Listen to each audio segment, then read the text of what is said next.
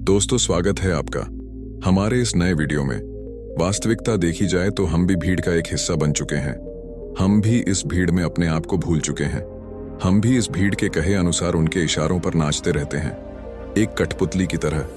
यह भीड़ जैसा कहती है, हम वैसा करते चले जाते हैं। ऐसे केवल कुछ ही लोग होंगे जो वास्तविक तौर पर अपना जीवन स्वयं जी रहे हैं, और वह लोगों को जीवन की सही राह भी दिखाते हैं, लोगों को जीना भी सिखाते हैं। आइए इसे एक कहानी के माध्यम से समझते हैं कि आधी अधूरी जिंदगी जीकर हमें कोई लाभ नहीं है। नमस्कार दोस्तों। ट्रू इंस्पिरेशन क्या करेगा, उसे किस तरह से एक प्रभावशाली राजा बनना होगा, इस तरह की कई सारी बातें राजा ने पहले से ही सोच रखी थीं। लेकिन वह राजा यह भूल चुका था कि हम में से हर एक व्यक्ति अलग रूप, रंग और अलग व्यवहार के साथ जन्म लेता है, और वही हमारे जीवन की धारा होती है।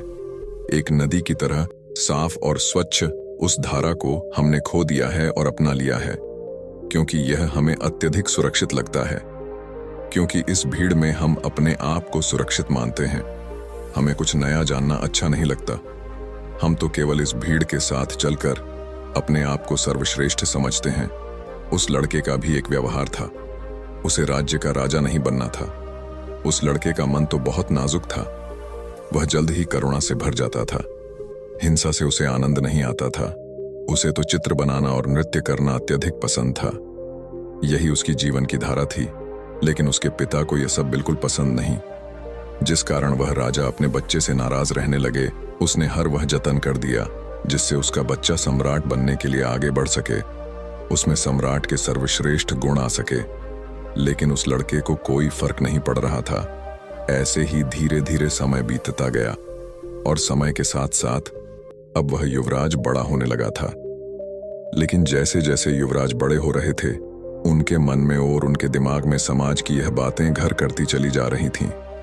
अब वह बाहर के बारे में सोचने लगे थे, लेकिन अब भी उनका व्यवहार पहले जैसा ही था, और यह बात उस राजा को बिल्कुल पसंद नहीं थी। और इसी वजह से वह राजा अवनीत हो जाता कि अपने पुत्र से कहता, तुम्हारे जैसा पुत्र होने से तो अच्छा था कि मेरा कोई पुत्र ही नहीं होता। क्या तुम जानते हो, जब लोग यह सुनते हैं कि तुम्हारा पुत्र नृत्य करना पसंद करता है, चित्र बनाना पसंद करता है, तो लोग मुझ पर कितना हंसते हैं, मुझ पर क्या बीती है। क्या तुम जानते हो वह मेरे बारे में कैसी कैसी बातें करते हैं, और यह सब तुम्हारी वजह से है। राजा के पुत्र को अपने पिता की यह बात लग गई। उसके बाद उसने निश्चय किया कि वह अपने पिता की बातों का पालन करेगा। वह अपने पिता की आज्ञा का पालन करेगा। उसके पिता जैसा उसे बनाना चाहते हैं, वह वैसा बनकर रहेगा। एक बार जब उसके पिता खुश हो जाएंगे, तो वह वापस अपने साधारण जीवन को जीने लगेगा। उस दिन से ही युवराज ने बहुत प्रयास किए, निरंतर अभ्यास किया, और आखिरकार वह एक ऐसा योद्धा बन गया जिसे हराना नामुमकिन था।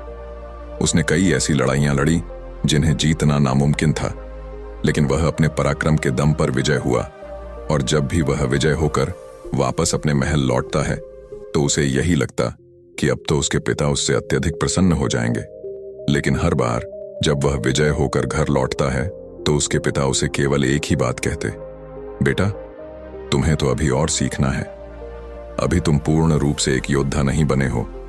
और इसी वजह से वह अपने पिता की नजरों में पूरा बनने के लिए दिन रात मेहनत करता, अपनी पूरी ताकत लगा देता। लेकिन ऐसा समय कभी नहीं आया जिससे राजा को अपने बेटे पर गर्व हो, और धीरे धीरे वह पुत्र अपने आप को भुला चुका था कि वह क्या है और वह क्या करना चाहता है।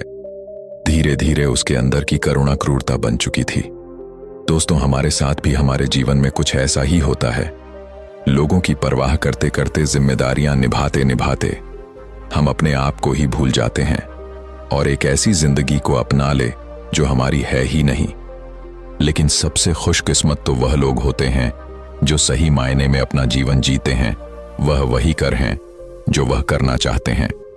एक दिन की बात है, वह युवराज अपने राज्य में भ्रमण कर रहा था कि तभी उसकी नजर एक युवती पर पड़ी, और वह युवती अत्यधिक सुंदर थी, जिसके प्रति वह युवराज आकर्षित होते चले जा रहे थे। उस युवती को देखकर युवराज के मन में प्रेम उमड़ने लगा। उन्होंने उस युवती को अपने राज्य महल बुलाया और उस युवती के सामने उन्होंने तरह तरह के हीरे जवाहरात के ढेर लगा दिए और फिर उस युवती से कहते हैं, मैं तुमसे प्रेम करता हूं और मैं तुमसे विवाह करना चाहता हूं। यह जो कुछ भी तुम देख रही हो यह सब तुम्हारा है, बस मेरे विवाह के प्रस्ताव को स्वीकार कर लो। इस पर वह युवती क्रोधित होकर युवराज से कहती है, हे युवराज, मैं आपसे प्रेम नहीं करती, भला यह कंकड़ पत्थर लेकर मैं क्या करूंगी? यदि आप सच में मुझसे प्रेम करते हो तो मुझे आपकी सबसे प्रिय चीज चाहिए, क्या आप मुझे दे सकोगे? इस पर वह युवराज कहता है, सुंदरी, जो कुछ तुम चाहो वह मैं तुम्हें देने के लिए तैयार हूं। इस पर युवती कहती है, हे युवराज, मुझे आपका यह राजमहल, यह राजपाट, यह शान और शौकत नहीं चाहिए। मैं तो एक साधारण सी युवती हूं और मैं आपसे भी यही चाहती हूं। क्या आप मेरे साथ एक साधारण युवक बनकर जीवन व्यतीत कर पाएंगे? क्या मेरे साथ एक साधारण युवक बनकर चल सकेंगे? अपना यह राजपाट, यह शान और शौकत क्या आप छोड़ सकेंगे? उस युवती की यह बात सुनकर वह युवराज बहुत सोच में पड़ गया और उस युवराज को देखकर वह युवती हंस पड़ी और कहने लगी, हे युवराज, यह आपकी धन दौलत, यह आपका साम्राज्य हमारी जिंदगी में कुछ नहीं है। धन दौलत, मान सम्मान का प्रतिष्ठा ही प्रेम की कसौटी बन जाता है।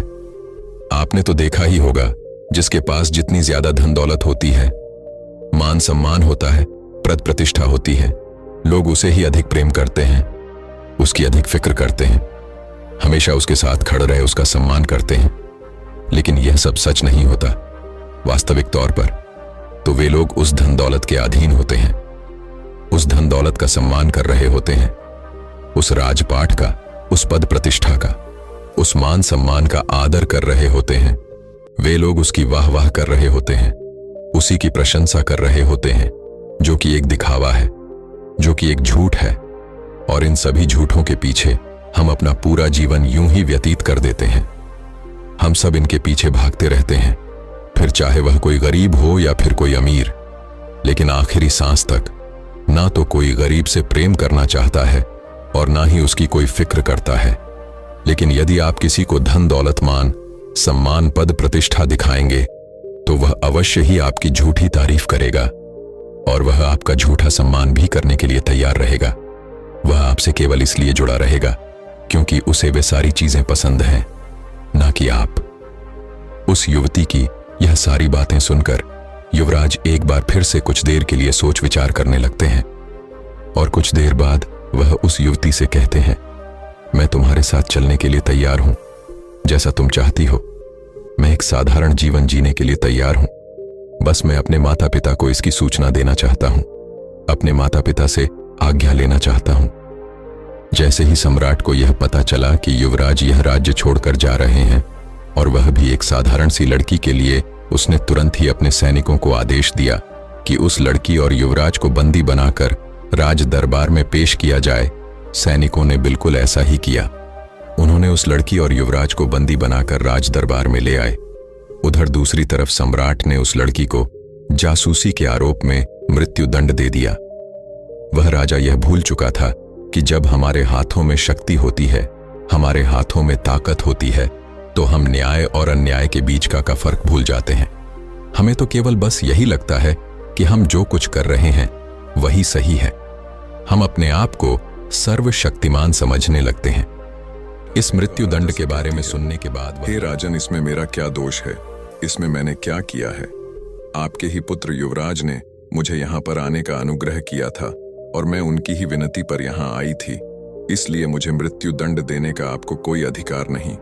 उधर दूसरी तरफ युवराज भी अपने पिता को समझाने का हर मुमकिन प्रयास करते हैं, लेकिन उसके पिता मानने को तैयार नहीं थे।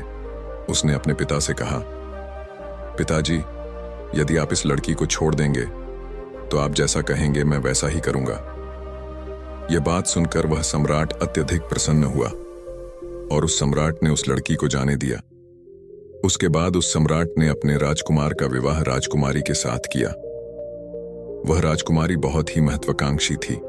वह जल्द से जल्द इस राज्य की महारानी बनना चाहती थी और इसके लिए युवराज के पिता का मरना जरूरी था, अर्थात युवराज के पिता का मृत्यु को प्राप्त करना आवश्यक था। आगे वह राजकुमारी युवराज से कहती है कि अब आपके पिता बूढ़े हो चुके हैं, अब आपको ही इस राज्यभार को संभालना चाहिए। अब वह इतने बूढ़े हो चुके हैं कि उनसे यह राज्य पाट नहीं संभलता। वह उसे ठीक से नहीं चला पा रहे हैं और वह अब उसके काबिल भी नहीं है। और बुढ़ापे में अक्सर ऐसा ही होता है, हम किसी भी कार्य को ठीक ढंग से नहीं कर पाते। राजकुमारी की यह बात सुनकर युवराज भी राजकुमारी की बातों से सहमत हो जाता है। युवराज को तो यह पता ही नहीं था कि मन ही मन वह अपने पिता से नाराज है और मन ही मन वह अपने पिता के खिलाफ क्रोध को पाल रहा है। वह तुरंत ही अपने पिता के पास गया। उसने पिता से कहा, पिताजी, अब आप बूढ़े हो चुके हो और आपको अब आराम करना चाहिए। आप मुझे सम्राट घोषित कर दो। अब से मैं इस राज्य भार को संभालूं।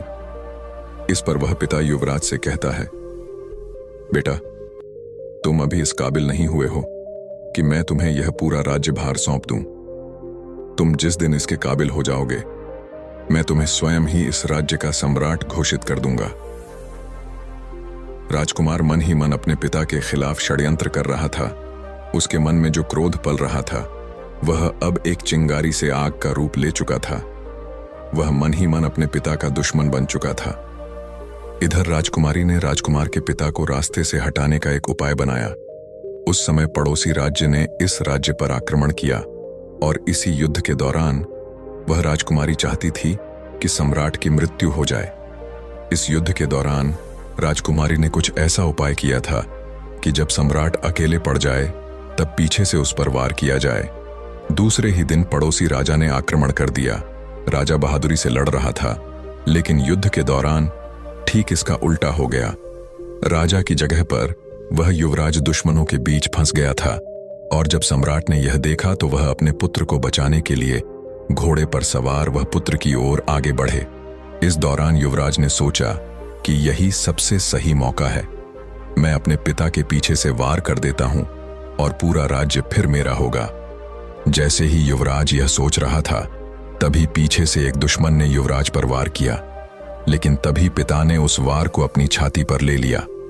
वह तलवार सम्राट के सीने को चीरती हुई आर पार हो गई और पिता जमीन पर गिर गया।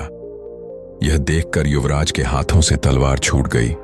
उसने तुरंत ही अपने पिता को अपने हाथों से घोड़े पर उठाया और वहां से निकल गया। रास्ते में सम्राट ने अपने बेटे से कहा, बेटा, अब तुम काबिल हो चुके हो और मैं तुम्हें इस राज्य का सम्राट घोषित करता हूं। जाओ और अपने राज्य को बचा लो।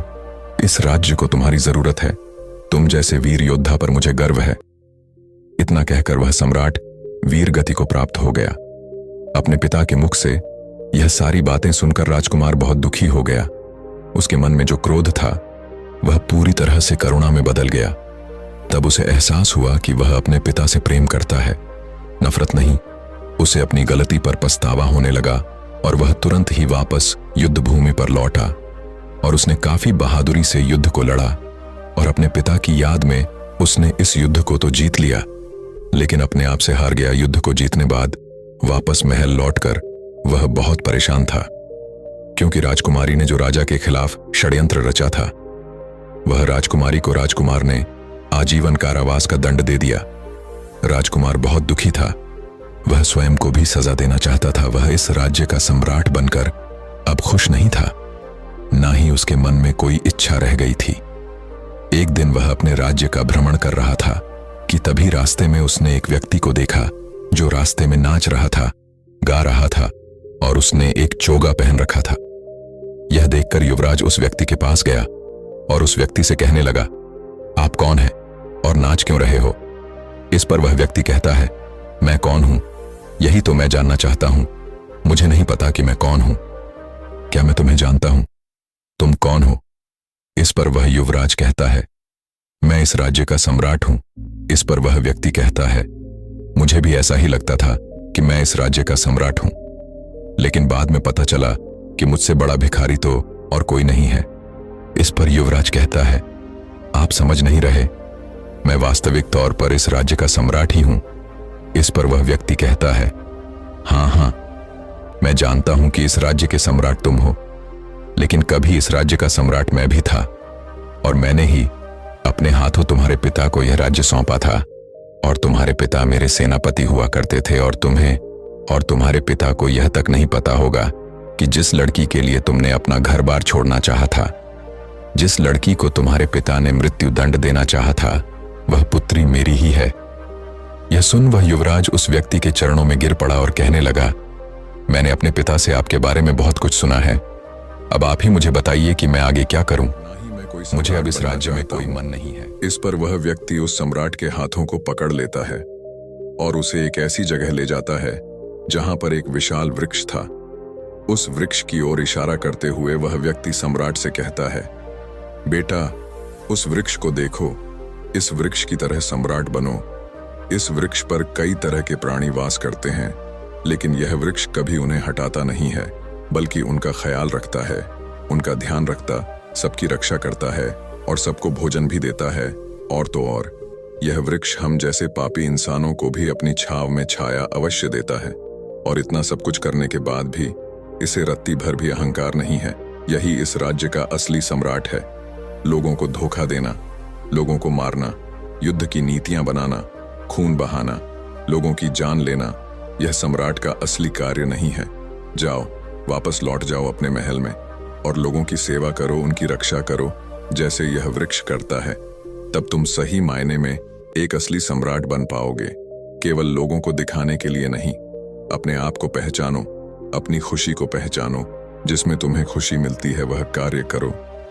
हम सब तो भटक चुके हैं और इस काल्पनिक दुनिया में यूं ही भटकते चले जा रहे हैं, जहां हर कोई हर किसी को बांधना चाहता है, अपने कब्जे में रखना चाहता है, अपने नीचे रखना चाहता है। जब तुम ध्यान से अपने आप को देखोगे, अपने आप को समझोगे, तब तुम्हें यह एहसास होगा कि हमारे विचार हमारे हैं ही नहीं, हमारी सोच हमारी है ही नहीं। हम जिस धर्म में जन्म लेते हैं, हम तो उस धर्म के बन जाते हैं। दोस्तों, हमारे जीवन में भी कुछ ऐसा ही होता है। हमारे आसपास ऐसे बहुत से लोग होते हैं जो हमें हमेशा कुछ अच्छी तो कुछ कड़वी बातें कहते ही रहते हैं और उनकी हर बात हमें आईना सा दिखा जाती है। लेकिन हम ऐसे लोगों को ढूंढते रहते हैं जो हमारी हाँ में हाँ मिला सके, वह हमारी गलती को गल न कहे।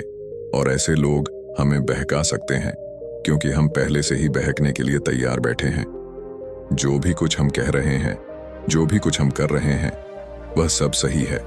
हम कुछ ऐसे लोग चाहते हैं जो हमारे इस हाँ में हाँ मिला सके और हमारा साथ दे सके। दोस्तों, आपको कहानी पसंद आई हो तो हमारी चैनल को सब्सक्राइब कर ले और कहानी को लाइक कर दे। धन्यवाद।